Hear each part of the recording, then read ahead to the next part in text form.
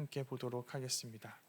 창세기 21장 1절에서 21절 말씀을 한 절씩 교독하고 마지막 절을 합독하도록 하겠습니다.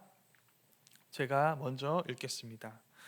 여호와께서 말씀하신 대로 사라를 돌보셨고 여호와께서 말씀하신 대로 사라에게 행하셨으므로 사라가 임신하고 하나님이 말씀하신 시기가 되어 노년에 아브라함에게 아들을 낳으니 아브라함이 그에게 태어난 아들 곧 사라가 자기에게 낳은 아들을 이름하여 이삭이라 하였고 그 아들 이삭이 난 지 8일 만에 그가 하나님이 명령하신 대로 할례를 행하였더라.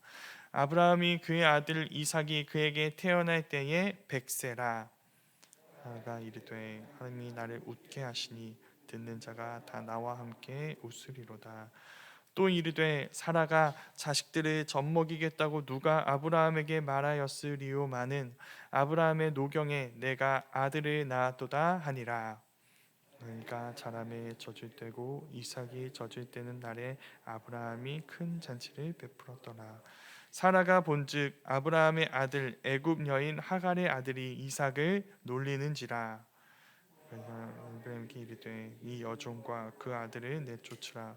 이 종의 아들은 내 아들 이삭과 함께 기업을 얻지 못하리라 하므로 아브라함이 그의 아들로 말미암아 그 일이 매우 근심이 되었더니 하나님이 아브라함에게 이르시되 내 아이나 내 여종으로 말미암아 근심하지 말고 사라가 내게 이른 말을 다 들으라. 이삭에게서 나는 자라야 내 씨라 부를 것임이니라. 그러나 여종의 아들도 내 씨니 내가 그로 한 민족을 이루게 하리라 하신지라. 아침에 일찍 일어나 떡과 물 한 가죽 부대를 가져다가 하갈의 어깨에 메워주고 그 아이를 데리고 가게 하니 하갈이 나가서 브엘세바 광야에서 방황하더니 가죽 부대에 물이 떨어진지라 그 자식을 관목 덤불 아래에 두고 이르되 아이가 죽는 것을 참아 보지 못하겠다 하고 화살 한바탕 거리 떨어져 마주 앉아 바라보며 소리내어 우니 하나님이 그 어린 아이의 소리를 들으셨으므로 하나님의 사자가 하늘에서부터 하갈을 불러 이르시되 하갈아 무슨 일이냐 두려워하지 말라. 하나님이 저기 있는 아이의 소리를 들으셨나니 일어나 아이를 일으켜 내 손으로 붙들라. 그가 큰 민족을 이루게 하리라 하시니라. 하나님이 하갈의 눈을 밝히셨으므로 샘물을 보고 가서 가죽 부대에 물을 채워다가 그 아이에게 마시게 하였더라. 하나님이 그 아이와 함께 계심에 그가 장성하여 광야에서 거주하며 활 쏘는 자가 되었더니 함께 읽겠습니다. 그가 바란 광야에 거주할 때에 그의 어머니가 그를 위하여 애굽 땅에서 아내를 얻어 주었더라. 아멘. 살아계신 하나님의 말씀입니다.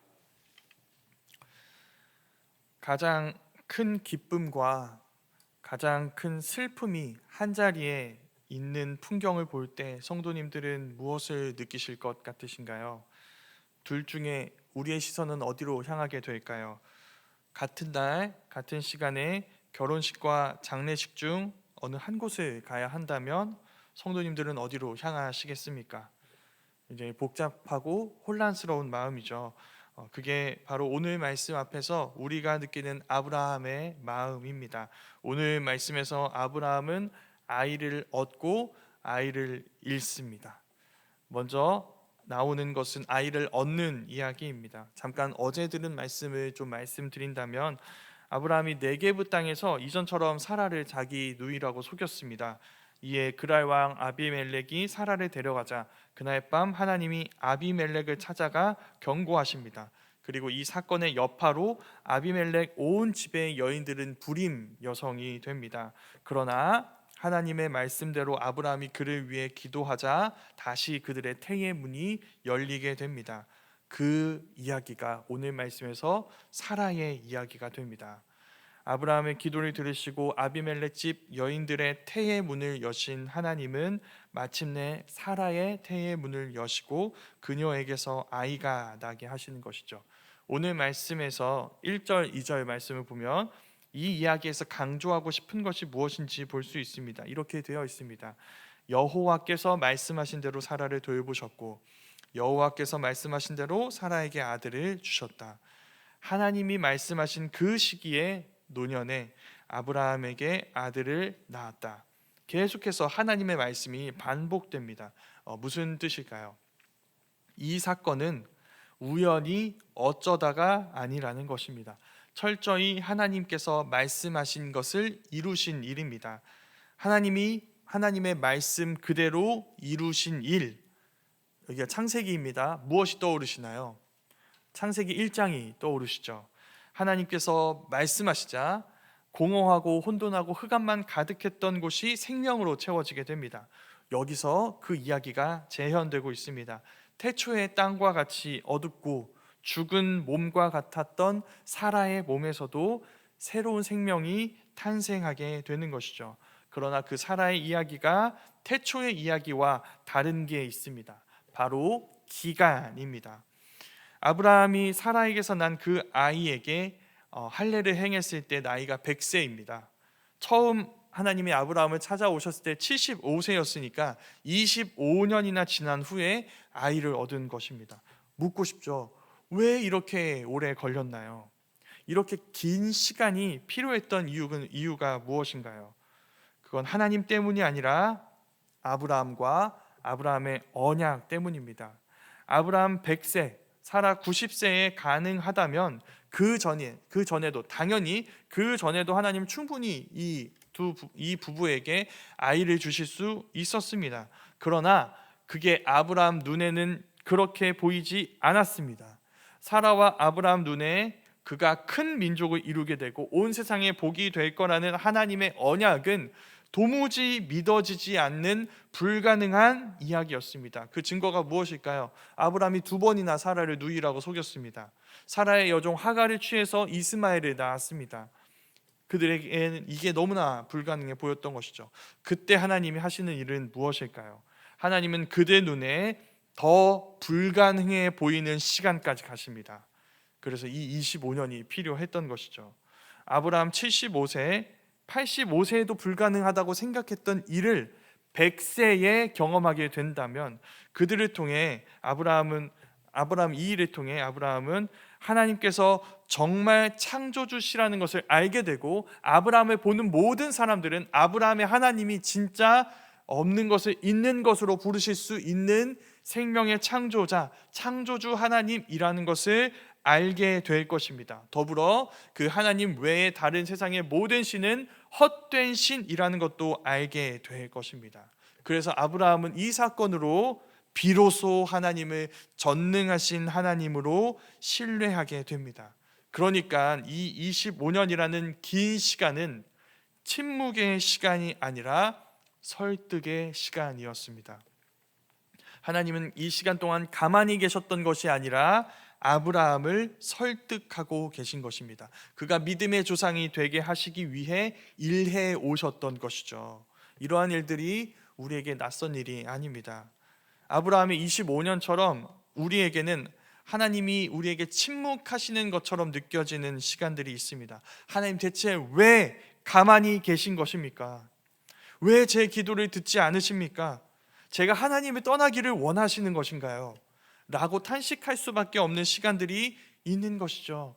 그때 기억해야 합니다. 그건 우리의 불신을 위한 시간이 아니라 우리의 믿음을 위한 시간입니다. 하나님은 그 시간을 통해 우리를 설득하고 계시며 믿음의 사람으로 빚어가시는 중이신 것입니다. 더불어 사실 그 시간을 견뎌내는 건 우리이기 이전에 하나님이십니다. 뭘 보면 알 수 있을까요? 사라가 낳은 아이의 이름은 이삭입니다. 하나님이 지어주셨고 웃음이라는 뜻입니다. 그 의미처럼 하나님이 이삭을 통해서 아브라함 온 집에 웃음으로 가득하게 하셨습니다. 그런데 이 웃음은 아브라함 부부의 첫 번째 웃음이 아닙니다. 이삭과 관련해 이들의 첫 번째 웃음은 비웃음, 헛웃음이었습니다. 하나님이 사라의 출산을 예고하실 때 이 두 사람 모두 비웃었습니다. 이 무슨 말도 안 되는 소리인가? 그 비웃음에도 불구하고 하나님은 이삭을 주신 것입니다. 하나님은 그들의 조롱을 견뎌내셨습니다. 그들의 비웃음을 진짜 웃음으로 바꿔 주셨습니다. 그래서 우리 모두 이 아브라함의 25년을 지날 때 그 시간을 견뎌내는 우리 자신만이 아니라 그 시간을 견뎌내시고 계신 하나님을 바라볼 수 있어야 합니다. 아브라함과 사라의 비웃음을 견뎌내시고 그들의 비웃음을 웃음으로 변화시키신 하나님을 기억할 때 우리에게도 보이는 그 사라와 아브라함의 연약함을 조금 더 극복할 수 있을 것입니다. 그런데 그 다음 부분에서 이제 아이를 잃는 이야기입니다. 사라는 비웃음을 견뎌내지 못합니다. 9절 말씀에서 이스마엘이 이삭을 놀렸다고 나옵니다. 그런데 원문을 보면 여기 이삭이라는 이름 비웃음의 대상은 나오지 않습니다.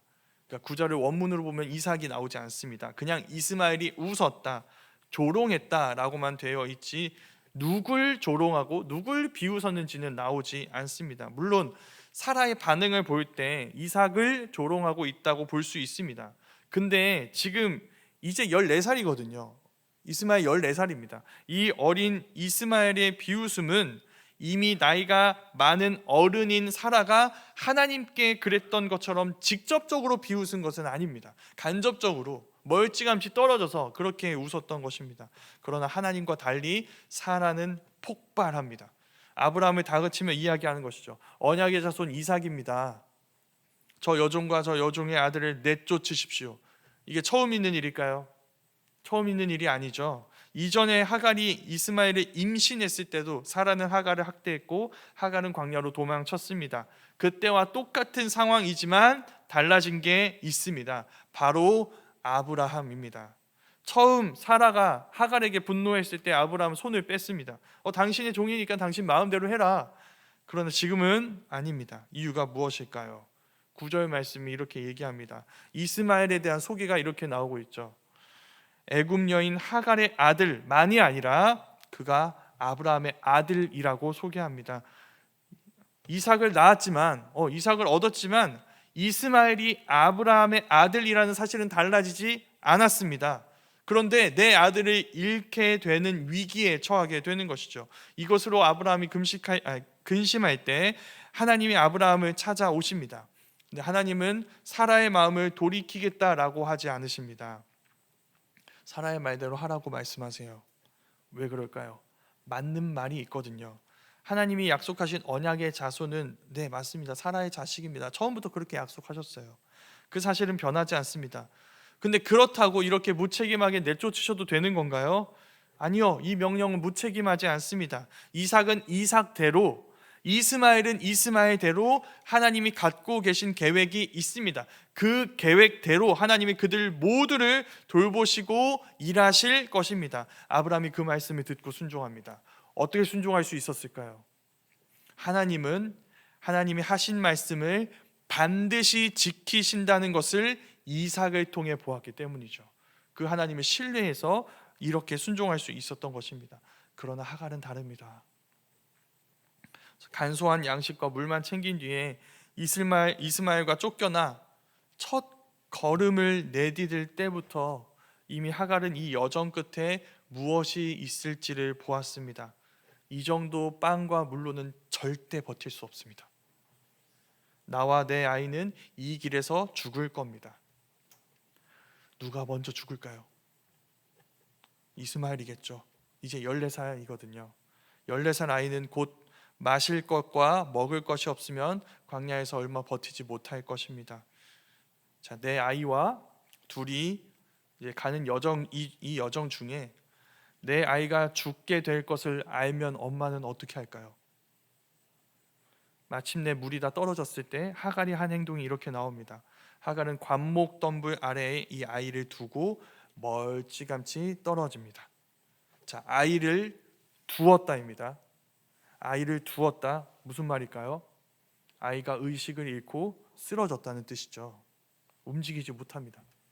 사경을 헤매면서 가쁘게 숨을 쉬고 있습니다. 그리고 이제 곧 그 숨이 끊어지게 될 것입니다. 그러자 하갈은 그 아이를 관목 덤불 아래에 두었습니다. 네, 여긴 광야라서 나무가 없습니다. 그늘이 없어요. 그래서 그늘을 찾다가 그늘이라고 할 수 없는 것들을, 그늘을 만들고 있는 관목덤불을 볼 것입니다. 그게 최선입니다. 이 아이를 목숨보다 사랑하지만 이 죽음을 막을 수 없는 하갈은 자신과 같이 이 죽음의 열기를 막을 수 없고 가려줄 수 없는 그 작은 덤불, 관목덤불 아래에 자신의 죽어가는 아이를 두고 그 아이가 보이지만 보이지 않는, 참아 볼 수 없는 거리에서 소리내어 울고 있습니다. 그게 최선입니다. 그때 하갈이 잊고 있었던 것이 있었습니다. 무엇일까요? 다름 아닌 이스마엘의 이름입니다. 이스마엘은 쉐마, 듣는다는 말에서 온 이름입니다. 누가 지어준 이름일까요? 이삭과 마찬가지로 하나님이 지어준 이름입니다. 하나님이 이 광야에 있던 하갈의 소리를 들으시고 찾아오셨을 때 그녀가 임신한 아이에게 지어주신 이름이었습니다. 그때 하나님이 하갈에게 약속하신 것이 있습니다. 앞서 아브라함에게 했던 그 말씀입니다. 이삭의 경우와 다르겠지만 이 아이 이스마엘 역시 큰 민족을 이루게 될 것입니다. 이삭 때와 마찬가지로 하나님은 이번에도 이 이스마엘의 이름대로 행하십니다. 하나님은 이스마엘의 소리를 들으시고 하갈을 찾아오십니다. 하갈에게 그와 하셨던 그 약속, 큰 민족을 이루게 될 것이다, 이 이스마엘이 그렇게 될 것이다 라고 재확인해 주신 후 그녀의 눈을 밝히셔서 샘물을 보여주십니다. 그 물을 마시고 이스마엘이 살아나게 되죠. 그런데 우리는 그와 다르게 일하신 하나님의 이야기를 알고 있습니다. 마찬가지로 한 아들의 이야기입니다. 그 아들은 오늘 말씀 이스마엘의 이야기보다 훨씬 더 끔찍합니다. 그는 온몸이 피투성이가 된 채 나무에 박혀 물과 피를 쏟아내고 있었습니다. 그때 그가 죽어가며 뭐라고 했는지 아시나요? 목마르다고 했습니다. 그런데 그의 아버지 이스마엘에게 물을 주실 능력이 있으셨던 그 하나님은 그의 말을 듣지 않으셨습니다. 그에게 물을 주지 않으셨습니다. 그래서 그를 살리지 않으셨습니다. 왜일까요? 오늘 말씀입니다. 그 아들이 물과 피를 쏟으셔야 이 이스마엘 같은 우리가 진정한 생명의 물을 얻을 수 있기 때문이죠. 이스마엘에게 하갈이 있었던 것처럼 우리에겐 우리를 자기 생명처럼 사랑하는 이들이 적어도 한 사람씩은 있습니다.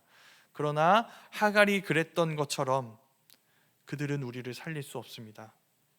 언제든 우리를 위해 죽을 준비가 되어 있는 우리 부모님조차 자기 생명으로 우리를 지켜낼 수 없습니다. 그러나 하나님은 하실 수 있었습니다. 대신 하나님께도 해야 하는 일이 있었습니다. 바로 그 끔찍한 일, 자기 아들을 우리 대신 죽게 하셔야 했습니다. 그리고 그 죽음을 외면하셔야 했습니다. 그런데 하나님이 그 일을 선택하신 것이죠. 하나님이 자기 아들을 그 죽음 가운데 내어주세요. 그가 목마르다 이야기하며 죽어가게 내버려 두십니다. 그것으로 하나님은 우리 부모조차 살릴 수 없는 우리에게 새롭고 영원한 생명을 주시는 우리의 영원한 아버지가 되신 것이죠. 그래서 오늘 하갈의 이야기는 더 풍성한 의미로 우리의 이야기가 됩니다.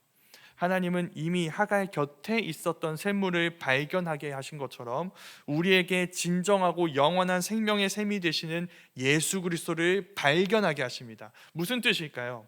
발견이라는 것은 무슨 뜻일까요? 예수 그리스도는 우리가 그분을 찾기 전부터 우리를 찾고 계셨습니다. 우리가 그분을 찾아가기 전부터 우리를 찾아오셨습니다. 홀로 광야를 헤매는 것처럼 느껴졌던 그 순간에도 그분은 거기 그 자리에서 우리의 음성을 들으시고 우리에게 자기의 생명을 주시고 우리 곁에 서서 우리를 인도할 준비를 하고 계셨던 것이죠. 그게 오늘 말씀의 결론입니다. 우리 모두가 그 예수 그리스도의 복음을 믿게 되기를 소망합니다. 그럼 우리는 우리가 사랑하는 이들에게 우리가 가진 모든 것으로 줄 수 있는 것보다 더 큰 것을 줄 수 있을 것입니다. 우리에겐 하나님이 주실 수 있는 가장 큰 것, 다름 아닌 하나님의 아들과 하나님 자신, 그분이 계시기 때문이죠. 우리 모두가 그 은혜, 우리가 받은 그 은혜를 나누는 자들이 될 수 있기를 소망합니다. 오늘도 저마다 자신의 부족한 양식으로 이 광야 같은 세상을 견뎌내는 것에 힘에 겨워 죽어가고 소리내어 우는 이들에게 나아가 우리가 우리에게 있는 복음으로 그들을 해갈하게 하고, 그리고 우리에게 주신 그분의 생명을 그들에게 주어 그들에게 전하여 그들 역시도 우리처럼 그분의 새로운 생명을 얻게 되는 그런 놀라운 일들이 우리 가운데서 또 우리를 통해 우리 주변으로 흘러가게 되기를 주님의 이름으로 축원합니다.